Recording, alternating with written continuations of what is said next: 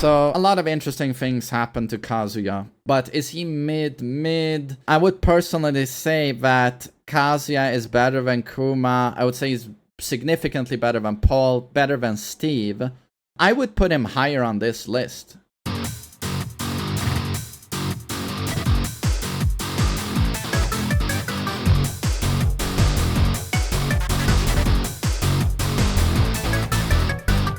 Oh my god, he really made an effort for this recording. What a beautiful man. Oh my god, and he goes through the trouble of explaining everything, which is so cool. I think it's more interesting if I look at his final tier list and then give some thoughts on it. But obviously, he's slightly better than me at Tekken, but just slightly. It's very small, the difference. At top 1, we have Dragunov. It's funny how he got so nerfed for... What was it? 103, I think, that really nerfed him, or was it 104? Where while running to the big one, well, the big one was Hatchet. Hatchet took a shit ton of nerfs, and then they took while running 2, and it went from +6 to +4, which is pretty massive on that move. And it also took like big damage nerfs. They removed guaranteed follow-up on his throw. They nerfed his heat smash. They nerfed the full crouch down for 1-4 low. There's been a lot of adjustments to Dragunov, but the character remains insanely strong. And I remember when he got nerfed and everyone said, oh, Dragunov is dead now. Oh my god, who are we gonna play now? There's no reason to play Dragunov anymore. And everyone sort of believed that, because everyone was like, well, these changes are so big. Is he even top 10 anymore? But then the more people played, like, give it 2 weeks, everyone's like, he's still oppressive as fuck. Oppressive as fuck. I don't know if I would put him at top 1 in a tier of his own.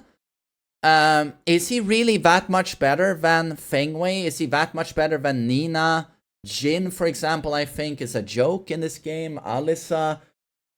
I don't know if it's warranted to put him in top 1, but that's what's so cool about this list. Arslan is explaining every character, and it's a 47-minute video. I just don't have the time to watch all of that. I'm just giving my quick thoughts on his final list here. I'm sure he says something interesting on this topic, but personally, I don't know if it's warranted putting Dragunov on his own. Undisputed number 1. I don't know if I agree there, because I think while he's still very strong, an S tier, I think those nerfs were pretty fucking huge. But he is very strong. And then we have Feng Wei at top 2. This looks very much like a pre-105 tier lists. So this means that Arslan feels the changes to Dragunov and Feng Wei were not enough, obviously, because Feng Wei is still top 2 here. Feng Wei has also received a lot of nerfs, but the problem with Feng Wei, in short, is that he has always been this, ever since Season 4 of Tekken 7, he's been an infinite bag of S-tier attacks. Or SS tier attacks, like super OP. So the thing is, even if they nerf a lot of stuff, you still go, but what about this, what about this, what about... He still has a back-free jet thrust knee. His new move, that's an absolute fucking joke. Back 1 is still super strong. Kempo is still super strong. His poking is still god mode. Back 4 is still at 12 frame homing mid, etc, etc, etc. Down for 1 on counter hit gives +20. It just never ends. So that's a problem with that character, is that the developers can go, okay, fix this sweep, fix his heat utility. Why does he have a launching 50-50 when he's in heat and back turn? What is that heat tornado stomp? And they patch the holes, but there's 99 other holes in the hull of the ship. You know, the termites have been everywhere. So that's a problem with Feng Wei, is that it never ends. So I can still see him being top 2 on a list, but it has to be said that the character is significantly weaker, though, than he was on release. This is a very, very balanced game. That's the most interesting thing about Tekken 8. It's that it's been out for 6 months, and in 6 months' time, they've created the most balanced Tekken game ever. Which is fascinating. And that is my opinion, of course. And then I hear a couple of rose-tainted glasses romantics who tell me, No. Tekken 7 was the best. And I always just say 2 words to them. I say Akuma and Geese. And then I sometimes add Kuni, Zafina, Marduk, Feng Wei to that. And then we shut up pretty quickly. But yeah, this is the most balanced Tekken game to date. So well done to the developers, I gotta say, well done. And then we have Nina. This one is not surprising at all. She still does in everything. She still has insane damage. She still has some of the best frames in the game. Poking, pitbull, rushdown. Arguably the best character at that. I think the biggest nerf she got was... she wasn't nerfed enough. I think Arslan might agree here. But she lost... you know how much Nina's have been spamming forward 1+2. Her minus 14 on block, heat engager, power crush. Which when she is in heat, she dashes out of it for guaranteed follow-up. That was really hard to step. But it lost a lot of its tracking. Which is super nice. So you can pretty reliably step that now. But yeah, an unbelievably bullshit, unbelievably strong character. Hopefully will be nerfed more in the future. Because now we know that it's going to take a long time for the next balance patch. 6 months to a year from 104. Oh, sorry, 105. Yoshimitsu is in top 4. I think this one is surprising to a lot of people, but Yoshimitsu is absolute god mode in this game. It's like, I think it was Duelist, the Kazuya player, who said, and it really struck a chord with me. He phrased perfectly what I had thought about the character. He said, a character with these tools shouldn't deal this damage. And it just perfectly summarizes the character in this game. Alisa and Yoshi and Xiaoyu were always disallowed. They were not allowed to have combo damage and good combo travel because of their very unique movesets. Yoshi has a 6-frame counter hit launcher, parry, flash. Yoshi has an unblockable sword sweep. With those tools, they break the literal basics of Tekken gameplay. Those tools shouldn't exist, but they exist. But when you are allowed such tools, you shouldn't do gigantic damage. This was the core design philosophy of Yoshimitsu. You'll have the most bullshit fucking launches, but you'll do no damage. And that's also how they balanced Alisa and Xiaoyu in the past. But in this game, they said, nah, that's unfair. Everyone should do huge damage, including these characters. And I don't know if they've changed staff in the design team or what has happened, but that's some of the dumbest decisions ever made with Tekken 8. It's giving Yoshi huge damage. Much of the reason you see Yoshi here in the top 4 is due to astronomical damage, given his toolkit. And then they also gave him, super good generic buttons. And they failed to nerf his absolutely unblockable, guaranteed charge-up tech trap. I've explained it a few times, where he, post-bound, it will set up a charge-up attack that you can't evade. It will hit you grounded. No matter the get-up option you use, it will hit you, and on block he gets a back 2-2. If he's in heat, the back 2-2 will launch you. The character is sort of a joke. I don't know if I would put him in top 4, but I can't disagree with him here. It's up for debate, so yeah. And then we have Alisa, who I just explained. Alisa has the best movement in the game. We typically say it's Lili, but the thing is, Lili has the best sidestep.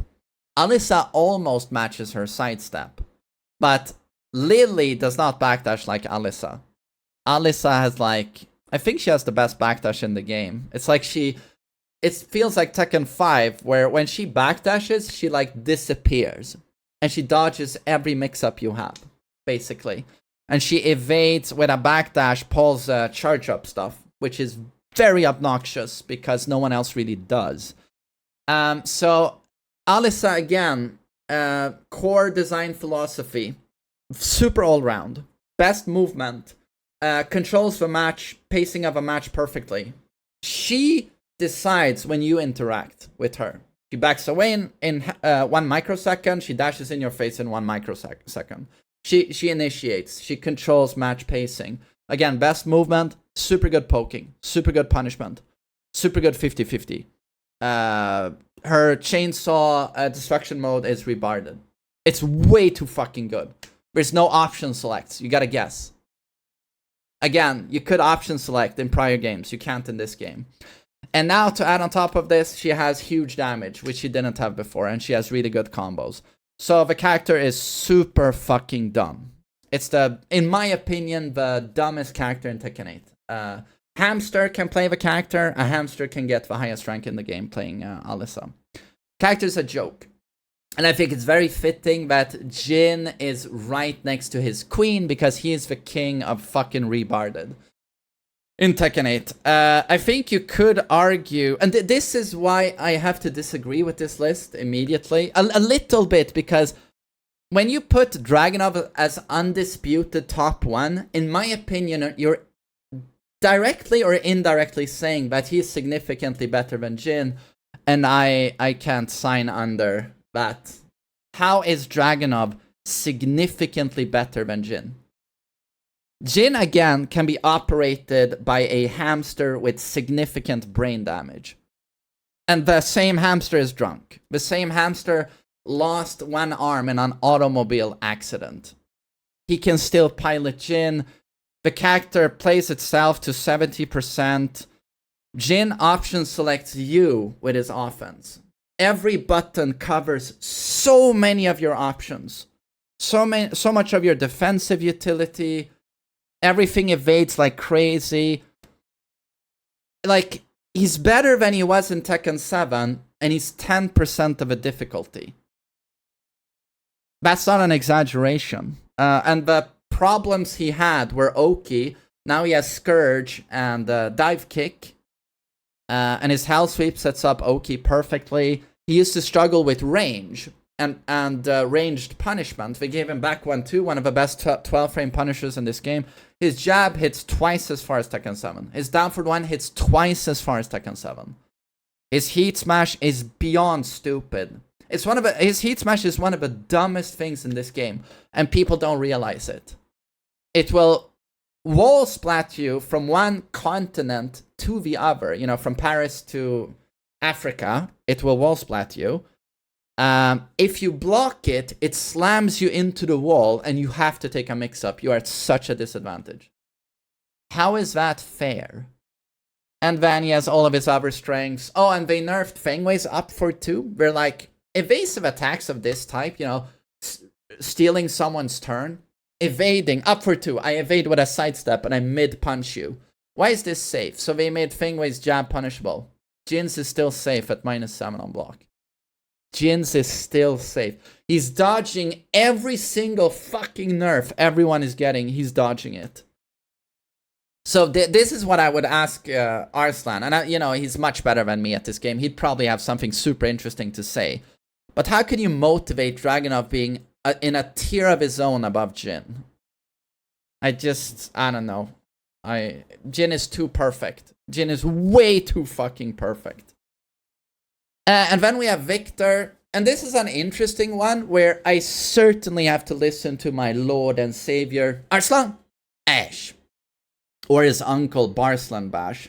Because Victor got famously gutted on his super dumb attacks. Thank you for that. They famously gutted while running 2, Expulsion, and his Power Crush. Thank God for that. Those moves were so brain dead.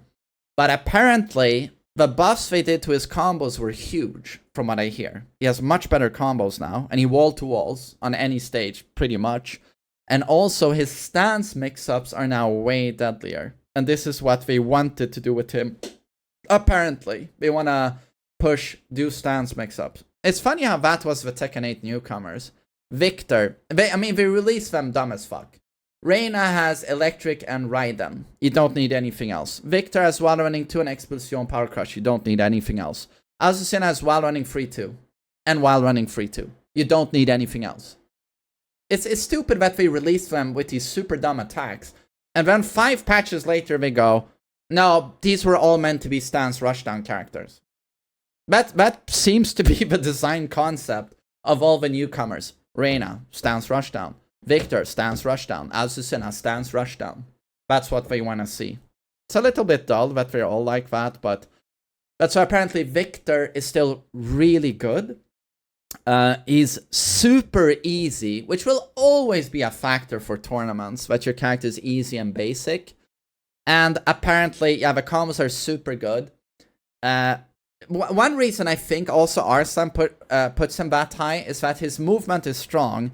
He's got good range, and he's got that super good down for 2 that we saw Arslan use a lot with Zafina and Kuni. I think it just fits his playstyle a lot, like sidestep down for 2. That dude, old dude there, still has good movement. He still has a very long reach down for 2, which I think Arslan likes a lot. But then apparently the stance rushdown is still good enough to put him up there, but that's as far as my information goes, and I just trust Arslan in this pick here. And then we have Claudio at A+. I could absolutely see that. Has been downplayed to oblivion. Has been placed so low on tier list for so long. But just like in Tekken 7, it's basically, to me, almost resembles a Mishima, but it's super easy. Like, he just, there are no like strings or spam or bullshit or gimmicks. It's mostly like, he commits to, here's a mid, here's a low, and they just really fuck you up. The attacks are really overtuned. Back one alone is like perfection and should put him pretty high on a list. I mean, he has Superman Punch, Sidestep 4. He still seems to revolve around classic Claudio gameplay. He does have a really good heat, though, with the safe DP launcher. While running 2 chips a ton, he gets a projectile. But the most important thing is he gets a Hell Sweep when he's in heat. And that's what he really needs. The key is having a low. And his wall pressure is still among the best in the game with back 1. Back 1 was the best. Oh, I think I'm going to hit the lucky 7 here. Back 1 was the best wall button in Tekken 7, and it's probably the best wall button in Tekken 8. You know, it's a mid, -5 on block, mid wall splat that's homing. And what more could you ask for? And then here, this one I don't really understand though. Low being here. I would put Low in S personally. They did nerf his super dumb vortex. Now, thank God 105 fixed those. Now when he slides you and does his nunchuck, you don't have to, you're not stuck in a vortex where you have to guess. Now you slide away. But Low, I don't see Low being, what is this? Top 1, 2, 3, 4, 5, 6, 7, 8, 9. Here he's top 9. Is Claudio better than Low? Is Victor better than Low? Is Yoshi better than Low? Is Alisa better than Low? Yeah, I don't know. I mean, Low is still very high up here, but I would probably put Low higher. I would put him in S tier. I wouldn't put him in A+. Again, this is a very balanced game. Low in general is super good, super all around, very high damage, but his heat is just so fundamentally broken that he has to be S tier in my opinion. When you have a hit confirmable jab counter hit launcher, you are S tier. It's just so fucking stupid what he does when he's in heat. Or back 1-2, or his nunchuck. When he's in heat. It's so dumb. And his 50-50 is so good now with upward 3. I would put Low higher, personally. King also seems a bit low, I would say. King obviously takes a huge tumble due to the generic system changes, the nerfs to Froze. They didn't really nerf King, they nerfed the system. And King was it was to his great benefit that Froze worked the way they did, with countered Froze being 10 frame breaks. That was changed to 15, and then homing properties are gone on Froze. So King takes a tumble, But to compensate for this, they give King a wave dash so he can realign with you. And King with a wave dash is actually really, really scary due to having mid launcher from the wave dash, unseeable, and having his chain throws there, which is straight up 50-50. You gotta guess, is it a 1 break or is it a 2 break? And he can now wave you into while standing 4, realign while standing 4, just like Armor King, basically. So King is still really, really good. King still has down for 2-1. This is completely unique, by the way. Everyone else lost their mid, or their super fast countered launchers. King still has down for 2-1, which is a 13 frame mid Twitch confirmable countered launcher for 75 damage. King still has ridiculous Oki. Forward neutral 2 is still ridiculous. Other big nerfs though was that his Hogan leg drop, back 3 power crush into Hulk leg drop, and his forward 3 DDT, they both lost their guaranteed follow-up. You used to get the guaranteed Ali kick or absurd Oki. That was removed. But the thing is, should that ever have been there in the first place? In my opinion, you know. So those were also like very, very big nerfs to the character. But I wonder if King perhaps should be higher as well. Is Claudio better than King? Maybe he is. But King with a wave dash is pretty fucking disgusting to me. And the counter throw property is still there. His damage is still ridiculous. Heat Smash is still dumb as fuck. Jaguar Sprint is dumb as fuck. Muscle Armor is still dumb as fuck. Yeah, is he really that? Isn't he top 7? I don't know. Isn't he S tier? Yeah, Bryan is really high on this list. I don't know if I would personally put him that high, but it's hard to disagree. His damage is absolutely ridiculous. His taunt does full damage now. Which is pretty good in a game with this heat system where you can easily get some plus frames. And you can taunt into full damage. His combos are some of the best in the game. His wall travel is pretty undisputed. Combo and combo damage is ridiculous with this character. And then he's still Bryan. He's still half his move list counter it launches, which is nice for Bryan players. But he still has his weaknesses, in my opinion, and that he's bullied quite a bit up close, especially by a character with strong poking. It's a little bit sluggish to get going on his attacks. A lot of characters have really good 50-50s in this game. Bryan really doesn't. Hatchet isn't all of that. But Bryan is very, very good. But locked behind, the pilot has to be extremely good. Extremely good. But I can see Bryan this high, yeah. And then we have Xiaoyu, which is interestingly low on this list. It's still bullshit as fuck with her AOP. Still does too much damage. Still has, I'm in heat, and does 4-2-1-2 into guaranteed up back 4 into ridiculous damage. Waning Moon still does too much damage. Her Power Crush up back 4 is dumb as fuck. Did I say AOP is dumb as fuck? Did I say the character in general is dumb as fuck? Evades everything you do while counter it launching you. Her heat is still dumb as fuck. Hypnotist 50-50 is still dumb as fuck. The sweep is minus 13 now instead of minus 12. But it's still stupid. Yeah, I don't know. I know that Arslan in general has always felt like, she's overhyped. She's not that strong. But I could so easily see someone putting her way higher on the list as well. So Xiaoyu, personally, I'd probably put higher. Yeah, is Bryan better than Xiaoyu? Is Claudio better than Xiaoyu? Yeah, I don't know. Question marks. Shaheen is also interestingly low. I think he's put him higher historically. Big nerf was losing, obviously, the Vortex. Slide Vortex was gone. So that's a big nerf to Shaheen. But outside of that, they nerfed his Power Crush. But all of those bullshit Power Crushes got nerfed, thank God. One of the most obnoxious things about Tekken 8 was the high safe heat engaging Power Crush. You know, fuck that. But Shaheen seems very all-round, very solid. Seems surprisingly on the lower end on this list. But still pretty high, so I'm not going to debate this one too much. Steve, that high? Steve and Paul that high.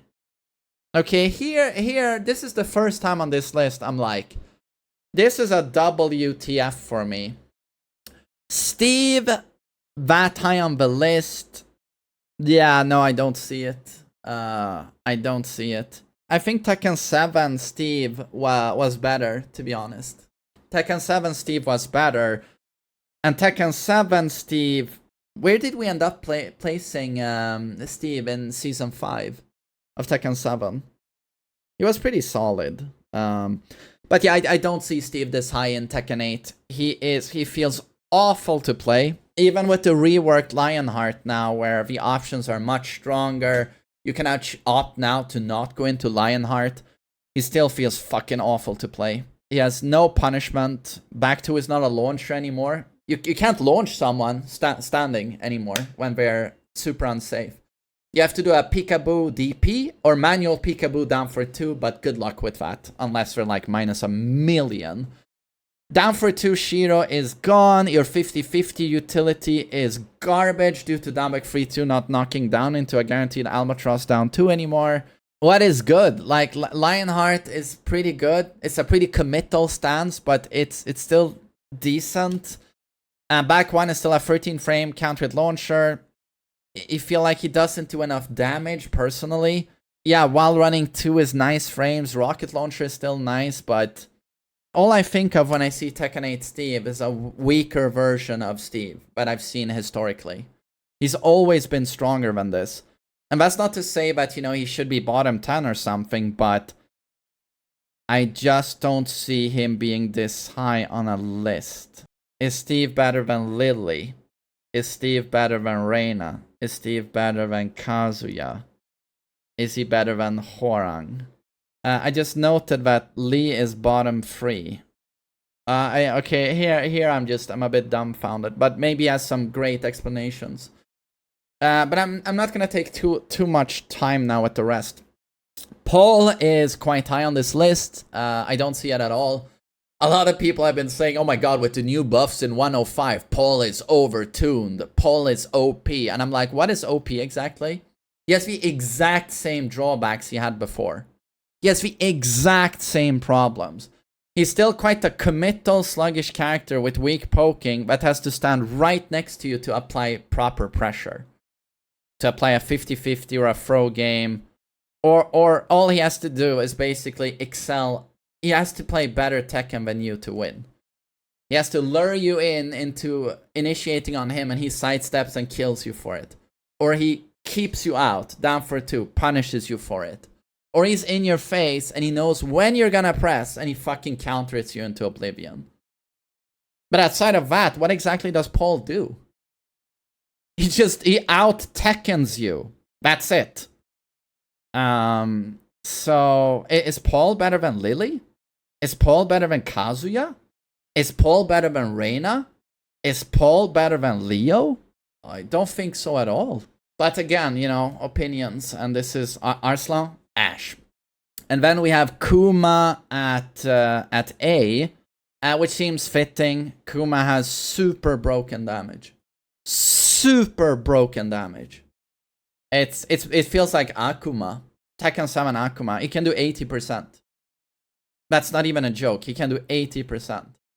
And it's not only thanks to having gigantic damage, you know, without walls. It's the fact that he's the only one, well, outside of Xiaoyu, to still have this super broken wall combo. Down for 1, 2, 2 into ass. I don't know why this combo is still in the game. I thought it was going to be removed. It's super stupid. And also has access to... If you're wondering why Kuma is there and Panda is an F tier, Kuma has Bear Electric. Why do I think of erection when I say that? He has electric. Special mid launcher when he's in heat. That's why. He just does everything better than Panda, basically. And then we have Lili. Feels quite low on this list. Godlike movement, godlike punish, godlike combos, godlike buttons. Very all round, very good. Sure, G-Clef was nerfed. Sure, 50-50 Vortex in Heat was nerfed. but is still a very good character, I would say. And then we have Kazuya, and he now puts him... This feels very mid tier. Kazuya is... Obviously, we saw Keisuke play him at CEO. Got some really nice buffs in 105. He can finally do damage. He finally has combos. Patricide Fist is now a 50-50 option that is +5 on block. Loses to stepping, but if you can condition them into blocking, it's an amazing option.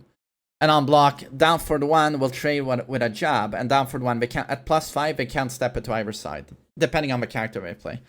Most characters can't, but very nice. But the biggest thing for him was damage, combos, Patricide Fist, Fujinuraken hitbox, a Shikue costing a third of your heat now. So now if you have a full bar of heat, it's not double Shikue now, it's triple Shikue, as you saw Keisuke do.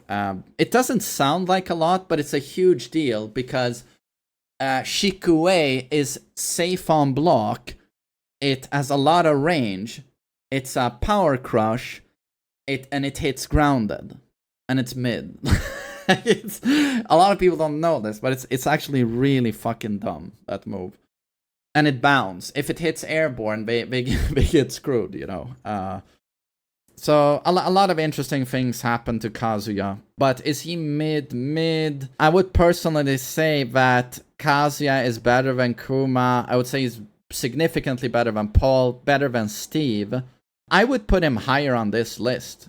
Reina, I would put higher on this list personally. Sure, it was a gigantic blow to the character that Raiden, that's 442, lost its homing. That was a big deal. But even with that, the character is pretty ridiculous with the movement, with the 13 frame electric. Raiden is still it's not a god button anymore, but still stupid strong. Everything else remains. Still does 100 damage. Okay, they did nerf down for 1, the wall ender. That needed nerfing. But she still does monstrous damage. She still has insane poking. Pitbull rush down frames. I still think that character is super strong. And I would put her way higher on the list. Leo mid. I don't have much of an opinion. It is a very good character though. Very all-round. What exactly are the weaknesses on Leo? I guess you could say on some of the moves, other characters do the same attack maybe better, but you still have everything. You still have a -12 on Brock Lesnar. Counter it launching low, but evades a lot.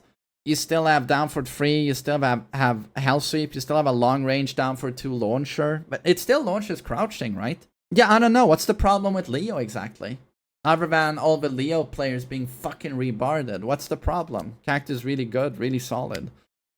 Leroy, again, a character where if you listen to certain Leroy mains, godlike character. And if you listen to other Leroy mains, crap, needs more buffs. I never run into him. He still has insane chip though, insane frames on a lot of moves. Good damage, but no one plays Leroy, so I don't know. Jack got some interesting shenanigans with his stance. Absorb attacks when you're in Gamma Hull, regain heat and health, right? Yeah, I don't know what to say about Jack. Never see the character. Still seems to be the same Jack I played again. They gave him more range on his throws, I remember that, but still remains the same to me anytime I encounter him. Oh, they made Gamma Hull 1, the mid, safe at -9, right? It still seems pretty gimmicky. It still seems pretty option selectable. So yeah, I don't know. Azucena in B. I love that it goes from B and then Panda in F. Like, Panda is super bad. But if Panda has that wall combo down for 1, 2, 2, which I know Panda does, Panda can't be F. I mean, yeah, he's exaggerating very a lot, I feel. I mean, Panda is probably better than a lot of those characters in B, I think. Azucena, okay. Zafina really seems like a dark horse. I feel like if a Zafina player is annoying enough, that character feels really strong. She's so evasive. She has a good degree of chip. Her down 3 is a busted low. She has a lot of busted Azazel power-up attacks from stands. I don't think Zafina should be that low, personally. I think she's dumb. Hwoarang, okay, down 3-4 was nerfed, but that should have been nerfed a long time ago. That was just so silly. Should never have been there. We have 16 frames now to punish your fucking ass if we call you out. Why the fuck could you go for a hell sweep? And if you see that it's blocked, you can do your 8-frame countered launcher. What the fuck was up with that? Fuck, every Hwoarang main I see complaining about this, like, just shut the fuck up. Thanks. This should have always been the case. So, yeah, but he's still very good. He's still very good. Why is he this low? Why is Hwoarang this low on your list, Arslan? Ash, I ask you. Why is Hwoarang that low? If you whiff anything against this character, you go up into the air due to back 3. He still has strong keep out with a generic down for 2 orbital. He still has great evasive utility. He can now initiate on you with right foot forward, down foot 3, which is a +1 on block, infinite range, heat engager, homing attack. That used to be a problem he had. He now initiates on you. He has a 10-frame counter hit launcher when he's in heat, because standing 2 counter hits into flappy kicks. His counter hit utility in heat in general is super strong. Down 3-4 is still very good in terms of 50-50. His Flamingo 50-50 is still super annoying. He still has a perfect throw game. He still has some of the best combos. Infinite wall travel. Yeah, I mean, what's the problem here exactly? He still chips a ton when he's in heat. Chips a ton? What's the problem? I don't know. How the fuck is he that bad? How the fuck is Hwoarang bottom 10? June in bottom 10. She's bottom 8 next to Devil Jin. Still has a lot of dumb attacks that are super plus, like her homing, forward 4, sidestep 4, +7. Has good poking. Down 3 is a good low. Well, okay, I'm not gonna say good poking. I'm gonna say decent poking. Still does a fuck ton of damage. Still has a really damaging wall combo. Forward 2 is still the best whiff punish in the game, probably. Her heat smash is still strong. Well, she has 2 heat smashes. She has a low one as well. Launching throw. I mean, full crouch counter down for 2. It got nerfed, but it's still a launcher. Down back 1-1 is still a super strong string, hit confirmable. I mean, I get it, you know, certain characters have to be bottom tier, but I'm not sure I would put June there. And again, didn't Arslan play her against Joka or Asan Ali? Arslan, didn't you play June in the Pakistani Invitational? And I feel like, Arslan, would you really play a character you don't believe in? I feel like you always play characters that have high tier potential. So I think you see something in this character. And to be honest, the frames are too good. I don't know if the character can be there. Her homing attacks are so dumb. And then Devil Jin, I agree. Like, Devil Jin is straight up shit. Devil Jin is basically saved. My opinion is that Devil Jin right now is saved by Electric and his charge up punch. Mainly his charge up punch, down back 1+2. That is straight up OP. And it's not the full, you think of a fully charged one that gives a flash punch. That's not the one I'm talking about. I'm talking about semi-charged. You charge to half, then you let go at the wall. They are slammed into the wall, you get +20, and they take a big deal of chip. That is absolutely disgusting. That's his best attack by a mile. But outside of that, like, Devil Jin is straight up shit. And he has the most committal and sluggish neutral in the game. I feel like a lot of other characters, including Kazuya, got an easier neutral in Tekken 8. Well, Kazuya actually got a neutral. He didn't have one in Tekken 7. He got one in Tekken 8 due to Devil Fist. And some other moves we could mention. But Devil Jin has the most committal... Hwoarang got, as I told you, right foot forward, down foot 3 to initiate. But Devil Jin has the most committal and sluggish neutral in the game.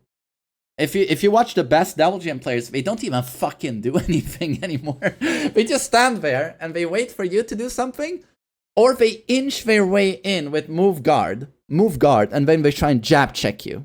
Don't do anything.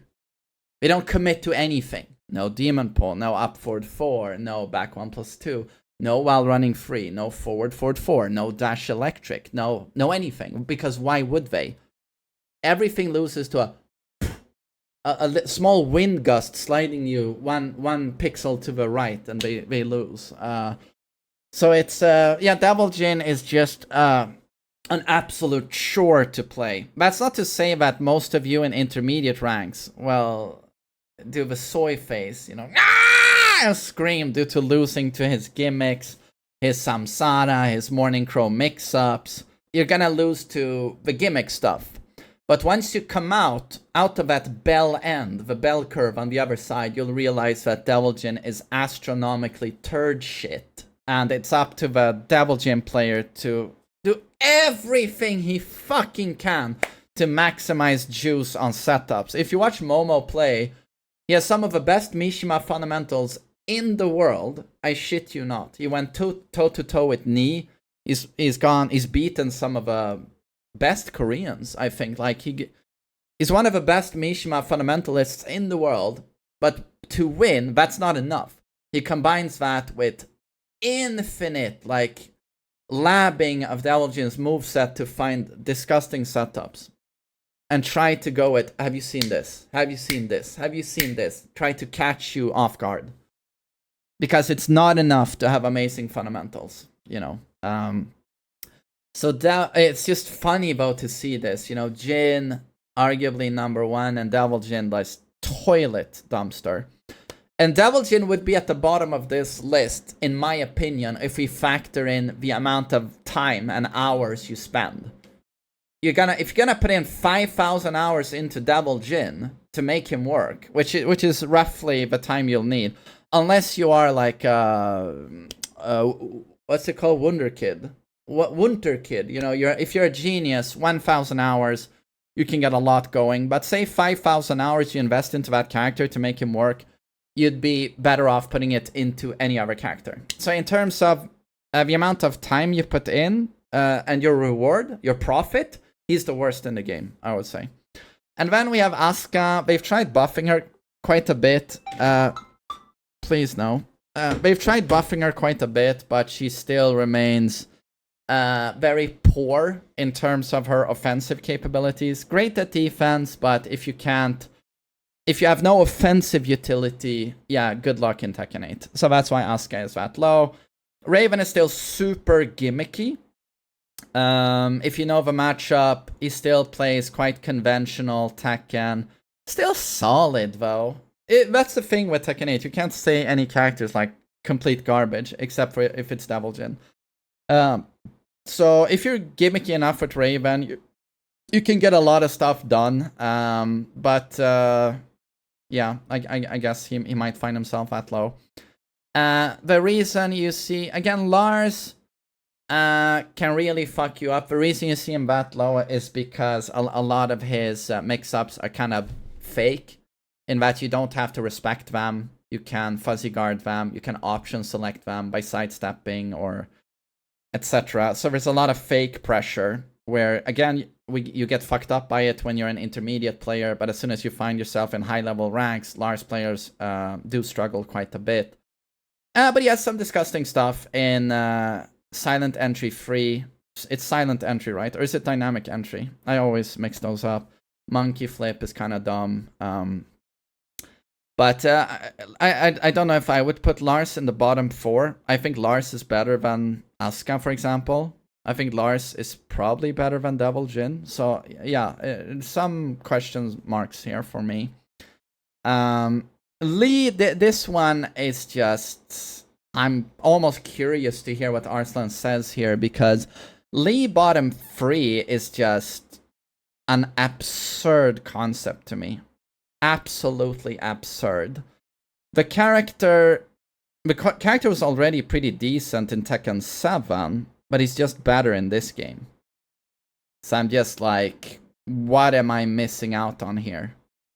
He said his heat sucks. Lee's heat sucks. But he doesn't need heat. And by the way, his heat doesn't suck. Because suddenly his forward 3, which is one of the best demon poses in the game, is a launcher. That alone is like, your heat does not suck.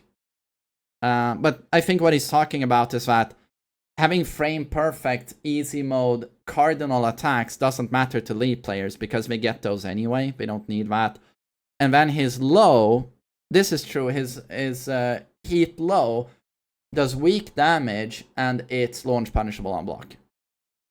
But the Lee player doesn't need to use that. And how can you put bottom 3, a character with while standing 2 free, into now consistent bound into fucking 1,000,000 damage?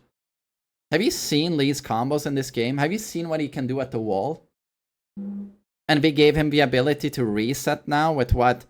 Acid Storm. If you try and quick stand, the classic wall combo, it can Acid Storm you onto the wall again.